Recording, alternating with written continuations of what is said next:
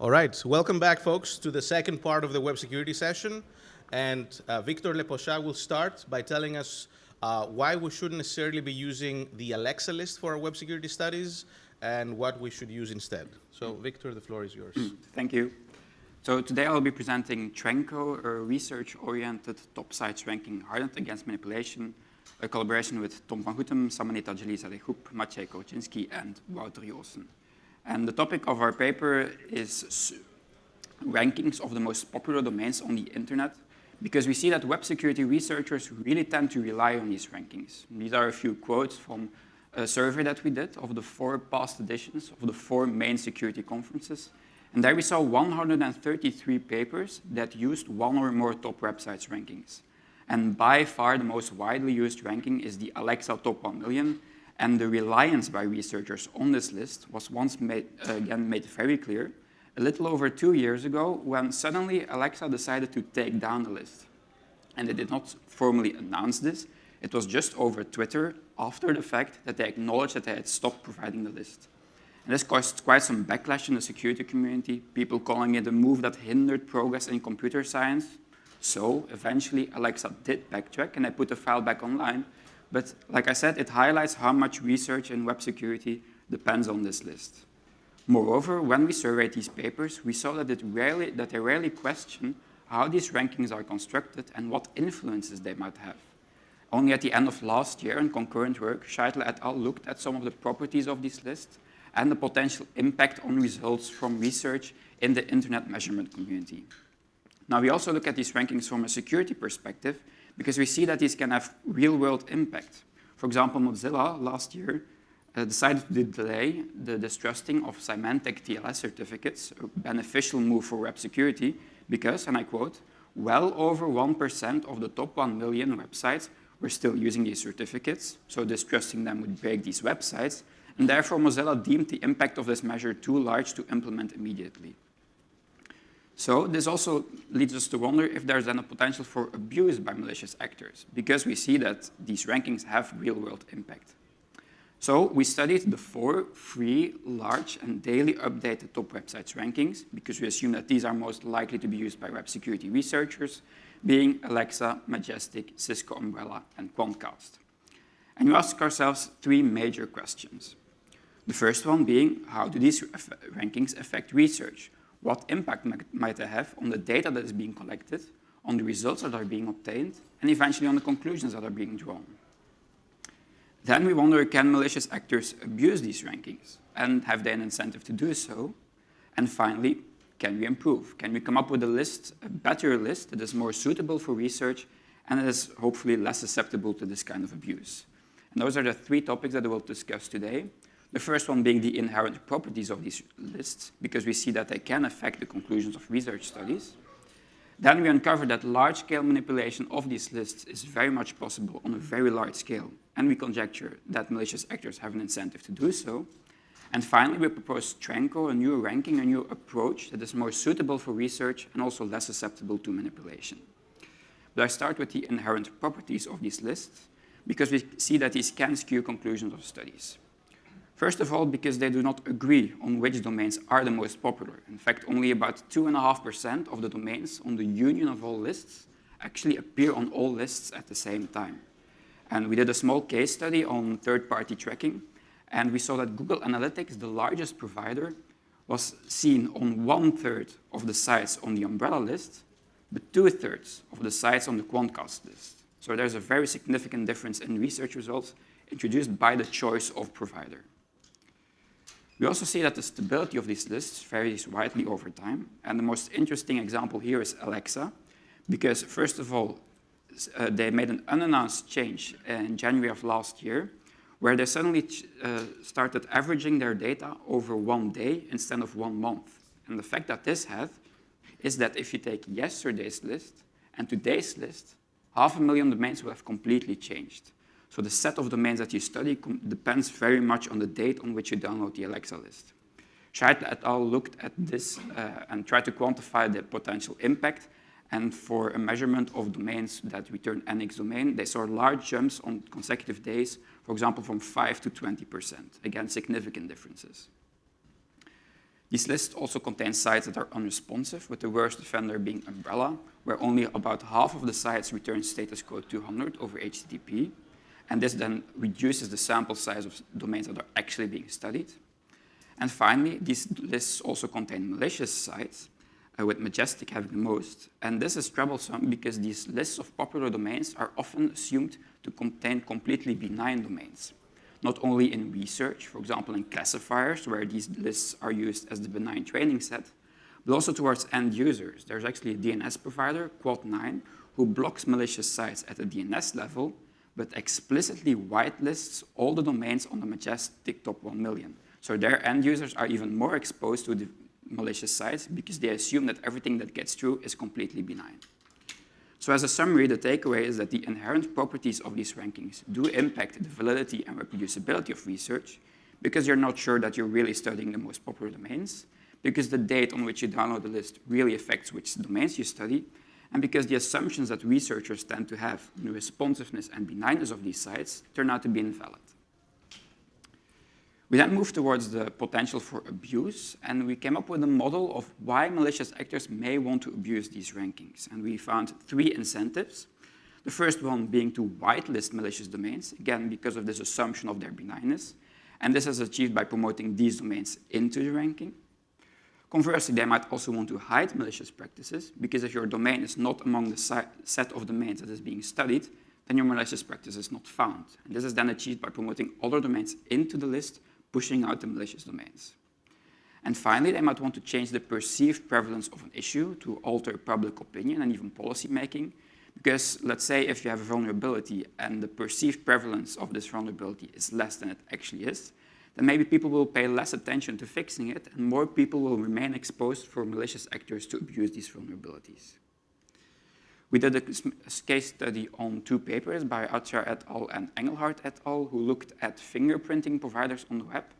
And we found that the smallest number of domains that one provider would have to manipulate or promote into the ranking to push out all the domains of that provider and therefore completely disappear from this study is about 7,000. Now, this may sound a lot, but unfortunately we see that this kind of manipulation is very much possible at a large scale, because for each of the 4 rankings, there are simple, low-cost techniques that make this manipulation very much possible.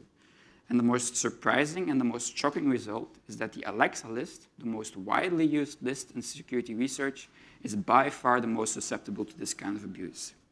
In fact, through the browser extension that people can install and that reports all pages that the users visit back to Alexa, we found that through one single forged request, we could get into the top 1 million.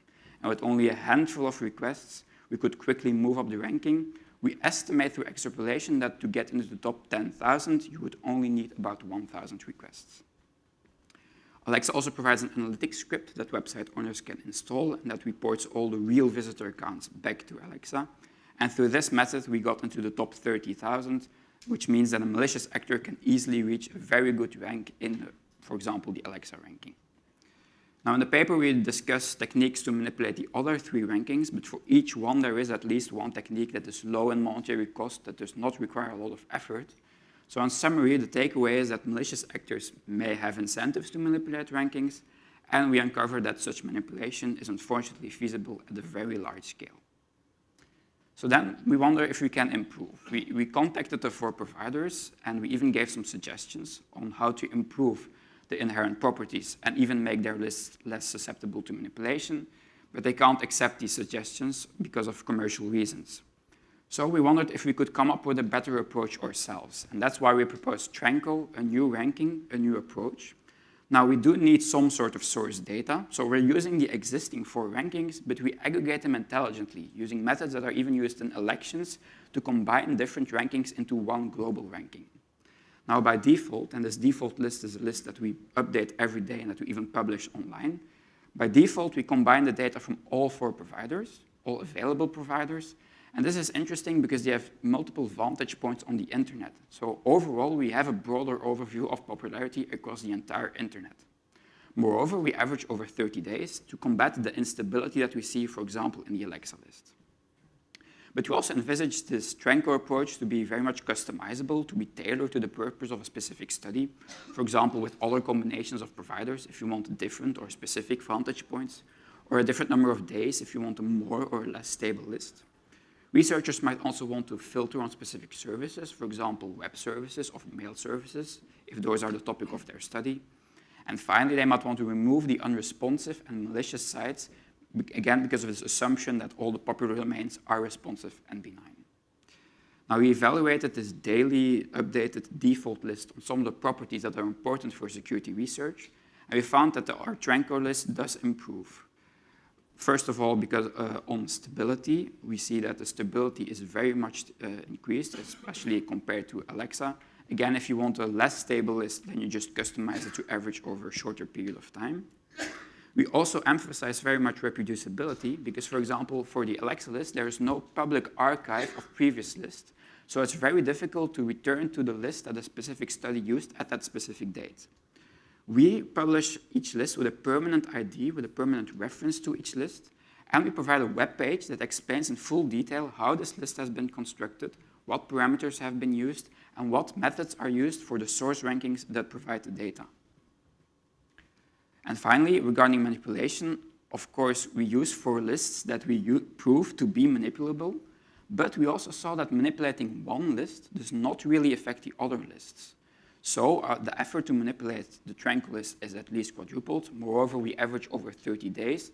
So malicious actors would either have to sustain their campaign over a long time or get a very high rank for a short time, and even then they would not be assured that they would get a good rank in the Tranco ranking. So overall, we provide Tranco an improved ranking that is more suitable for research and it is to some extent also hardened against manipulation. So we come to the end of the presentation and we can answer those 3 questions that we ask ourselves in the beginning and find the key messages. So we demonstrate that these rankings can affect research results. For example, because of the date on which you download the list or because they invalidate assumptions that researchers have on the properties of the domains in these rankings. We uncovered that attackers can abuse these rankings through very simple and low-cost techniques and that they can use this to influence research results. And finally, we provide Tranco an improved ranking that can strengthen security research by being more valid and more reproducible. And we, of course, very much encourage you to visit our website, trancolist.eu, where you can update this daily updated, where you can download this daily updated and default ranking. And we very much encourage you to use it in your security research. And for full transparency, we also publish the source code of how we construct this list online, in order to allow the security community to assess what potential impact this list might have on their research.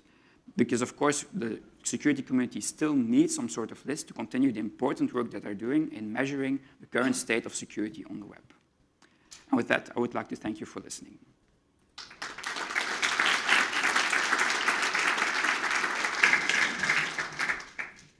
Hey, Ben Stock from CISPA. Thanks for the talk and also for providing this list.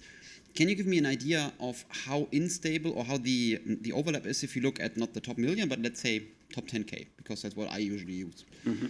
It is increased, so there is more overlap between the different lists, but still, for example, the number 1 is not even the same in all the lists. In Alexa is Google, in Umbrella is usually Netflix. So even in the very short prefixes of the list, you can still see significant differences between the different lists. Okay, and a question related to that. You said that the overlap is like 2.5% if you take the top 1,000,000 of all, but they don't all have the same meaning, right? The Umbrella list is DNS names versus Alexa, which is like ETLD plus 1. True. Can you explain how you accounted for these differences in the notion of what a domain is or a site is? So in the default ranking, we actually filter out all the subdomains. Because for every subdomain in the Umbrella list, you also have the regular domain in the list. Right, thanks. Hey, Martin Degling, University of Bochum. That's very interesting, and I think that's an issue everybody using in the Alexa list, and that's why I really like your work and appreciate the effort. Can you tell us something about how you what do you think, how long you will maintain this list, right? So because if this is going to be used in research in the future and then it goes offline next year, that doesn't solve the problem at all. And then the second question is, since you rely on the other lists, is it how would you react if if Alexa, for example, decides to take their list offline or one of the others? So for the first question, we are planning to permanently archive the lists that are already being generated in order to maintain the record even if our service would go down. Moreover, we publish the source code, so if somebody else would want to start up the same service, it would be possible.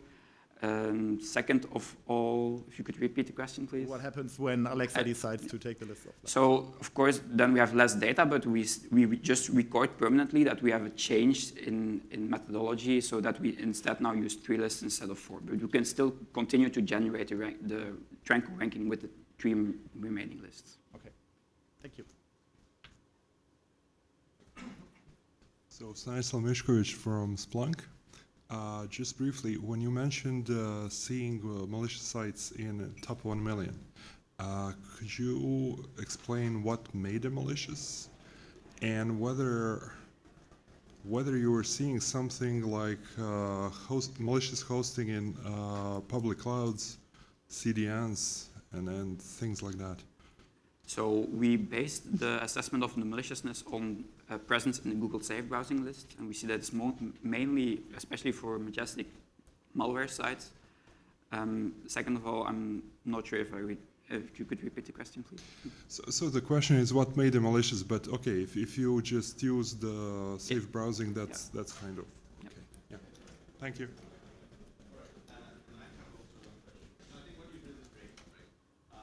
One of your goals was reproducibility, right? So, and I get that now we have a list that is, more tougher to game, and you can always find the list that someone used 6 months ago, but the websites change, right? So, would that still not give us quite the reproducibility that you want, right? You would still have the same list, but when you actually visit these sites 6 months later or 2 days later, they may be using different certificates, different levels of fingerprinting, and so on.